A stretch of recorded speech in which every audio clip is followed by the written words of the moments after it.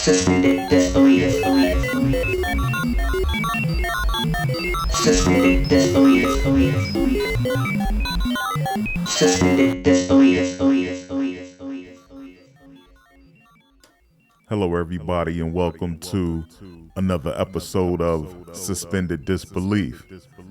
I am your host, and we're going to jump right into it. Today's subject is artificial intelligence and war machines. You know, it's a year since Russia invaded Ukraine, and this war has been going pretty steady. But it's a lot of stuff that you're not hearing about in the news, and how artificial intelligence is being used by the Ukrainians to fight the Russians. These systems have enabled David to take on Goliath. And we're going to be talking about the weapons, the drones, the different types of drones, the smart missiles. You just fire and go. They just take over once you pull a trigger. Javelin missiles, you just fire it.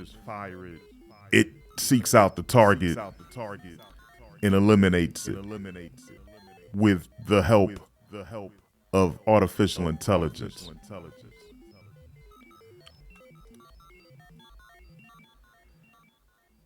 So today, I got a couple of clips from a guy named Jay Tuck. And Jay Tuck is a philosopher. He's well versed on artificial intelligence, and he's a journalist. He's many things. He's an older guy. So today I'm gonna introduce you to Jay Tuck. Here we go. This talk will rely on the speaker's expertise as a military expert, demonstrating how high-tech weaponry is defeating the world's second most powerful army. This talk will include advanced weapons technology that are game changers on the battlefield. Welcome Jay Tuck, bestseller author and global speaker at Jay Tuck.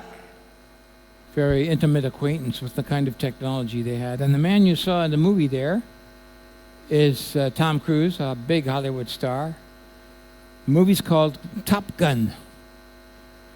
It's Hollywood's conception of the best pilot. But I have bad news for you, because you are all human beings, just like Tom Cruise is.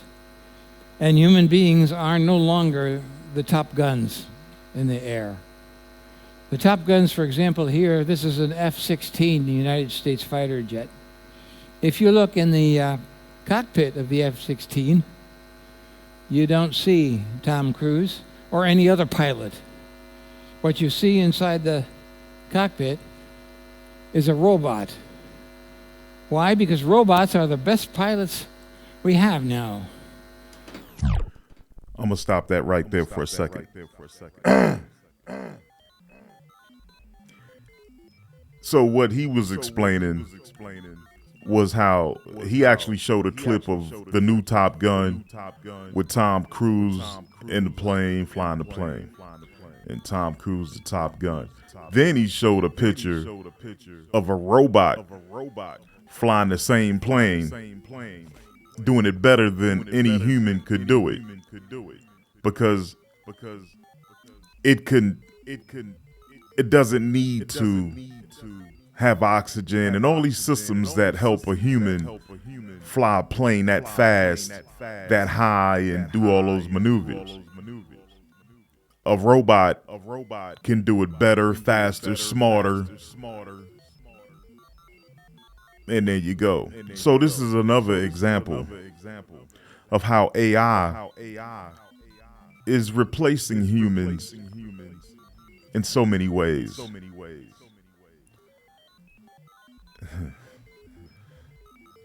Here we go. They can fly farther and faster and better than we humans can. We're out of flesh and blood. We breathe air. We need ejection seats to get us out. We need years and years of training before we can get up there in the air and in the deep blue and fly.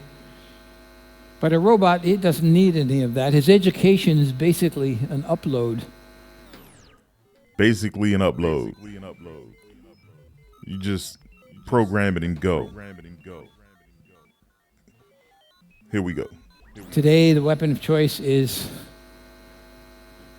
the drone. This was taken at a secret drone base. That's a killer predator drone in the picture. No pilot, no danger of human life. Great precision. They fire Hellfire rockets from under the wings. They can hit an individual car, a truck, a building, or a moving target with no problem. And there used to be some problems with what they call in the military language collateral damage. Military technology. What they mean is people, innocent people getting killed with an attack. Let me stop that right there. And what he's talking about specifically is the Gulf War. When they ran up into Iraq for absolutely no reason. And then they were using these drones and killing all types of innocent people. So, and that was when Bush was president. Then came Obama. And Obama was like, look, we can't have all these casualties. Y'all got to do this better. So they have been steadily working on better technology and to achieve less collateral damage.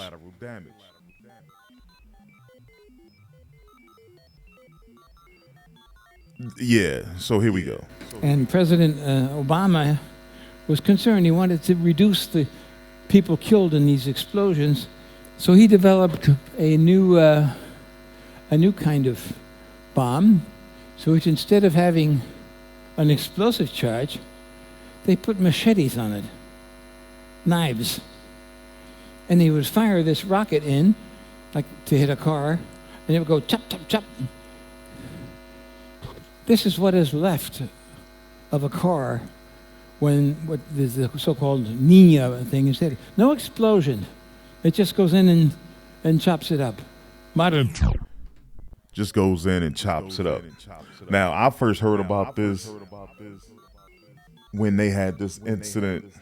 It wasn't an incident, when they eliminated an Al-Qaeda leader last year, and it was all over the news. Here's that clip. It's a major blow against the terror group behind the attack on 9/11. We're learning more today about how Al-Qaeda leader Ayman al-Zawahiri was taken out in a covert raid on a safe house in Kabul.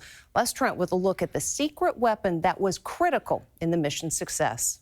We're learning new details about the secret CIA weapon that took out the world's most wanted terrorist. Ayman al-Zawahiri was killed by so-called Ginzu missiles, named after the slice-and-dice Japanese knives popular in the 1980s. How's that for sharp?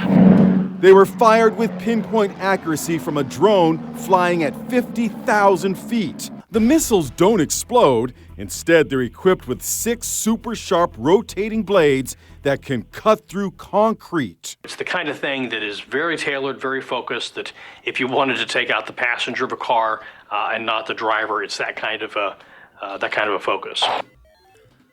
There you go. Now that was the event that I heard about on the news when they eliminated that Al-Qaeda guy. But that was a secret weapon up until it was deployed by the CIA. Now, this show was about artificial intelligence.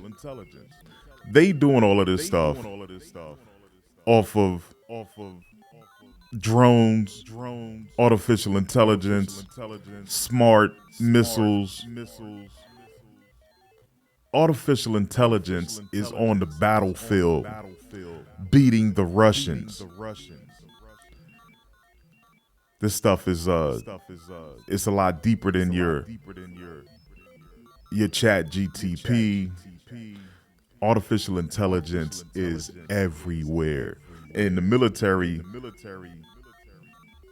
will always have the advantage because they got systems that you just don't know about. And this is one that I didn't know about when I first heard about this incident, when the Ukrainians had sank that ship that was like Russia's best flagship, and they sank it. But this is how they did it. Here we go. The information is almost as important as the weaponry. And you may have heard about this ship. It's the Moskva. It was the flagship of the Russian Navy in the Black Sea. The flagship, the best equipped, the best technology they had. Ukrainians sank it because they had another kind of drone that they used. All drones don't fly in the air. You can have them on the ground as a tank, unmanned, or you can also have them on the ocean as an unmanned boat. And the Americans have drones. Where are they? No, wait a minute. Okay, I don't have the picture of the drones. They are very, very fast, and they have the same problem that they do with the airplanes. They can build a drone on the ocean that travels at a speed of 60 knots and can speed up to 80 knots. If you're not familiar with speeds and boats, that is really fast. Yeah, I had to look that up because I wasn't familiar. And 80 knots is about 90-something miles per hour in the water. Now, I wasn't quite sure if he was saying this drone, this water drone, was on top of the water or underneath the water like a missile. But yeah, they sank that ship with a drone. America is all in that war using high-tech technology and beating Russia. Anyway, I'm not picking sides, but this show's about artificial intelligence, and they just using it in this war. And speaking of drones, this is a drone I came across that the military are using. It's a little tiny helicopter-looking thing with a camera on it, but it's in the battlefield. It's a little tiny 4-inch drone that's in battle. Here we go. A company in Norway might have solved all of these problems, though, with the miniature Black Hornet nano helicopter drone. It has a weight of 16 grams with a size just less than 4 inches long. The Black Hornet UAV allows armed troops to spy potential threats. This small, remotely controlled rotorcraft helps to save the lives of frontline soldiers. This tiny UAV also offers intelligence, surveillance, and reconnaissance support to armed forces in mission-critical operations. The UAV gives access to remote locations and provides situational awareness on the battlefield.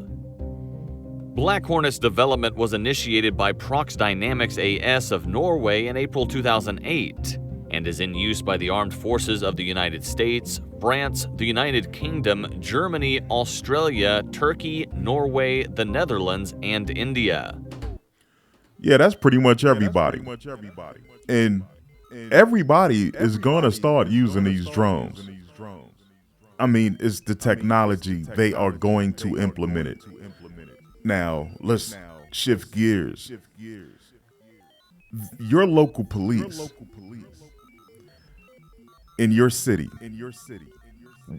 will develop and implement drone programs.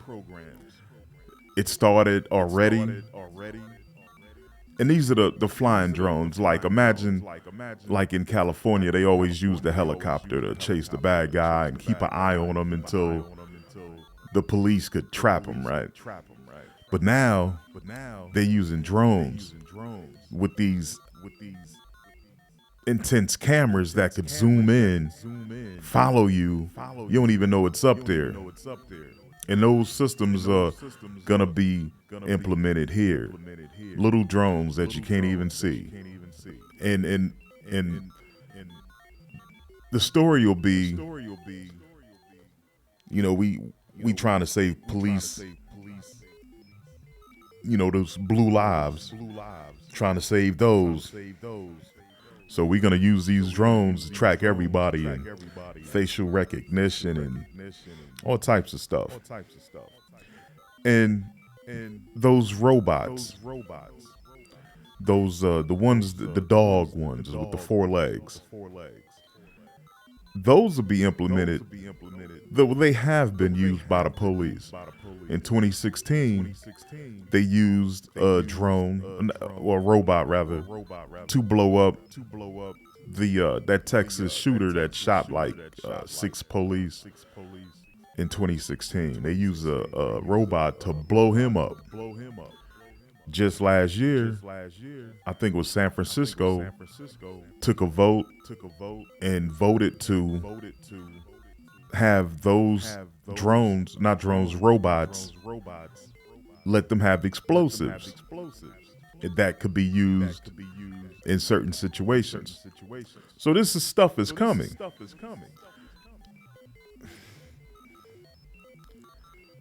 Yeah, so surveillance, artificial intelligence,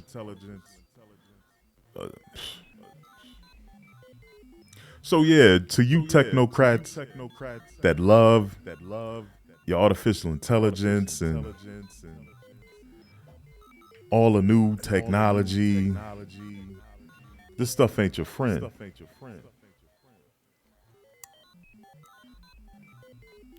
AI will know everything you do. Pay attention to that Murdaugh case, that murder case. Man, he had technology telling them people every step he took, whether his vehicle was in park or drive, what time his son and his wife's phone locked. Man, technology is all over that case. Anyway, that's my time. I appreciate you guys. Please like, subscribe, and share, because this information got to get out there. It's too many people not paying attention to this. And AI is going to be down your throat faster than you think. Anyway, yeah, we're going to stick to the next show will be about artificial intelligence and robotics. So here we go. I'll be back.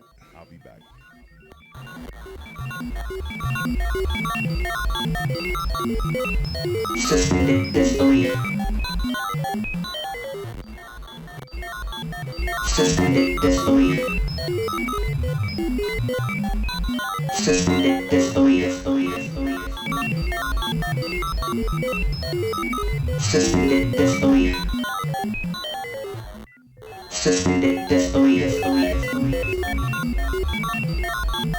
Suspended disbelief. Suspended disbelief.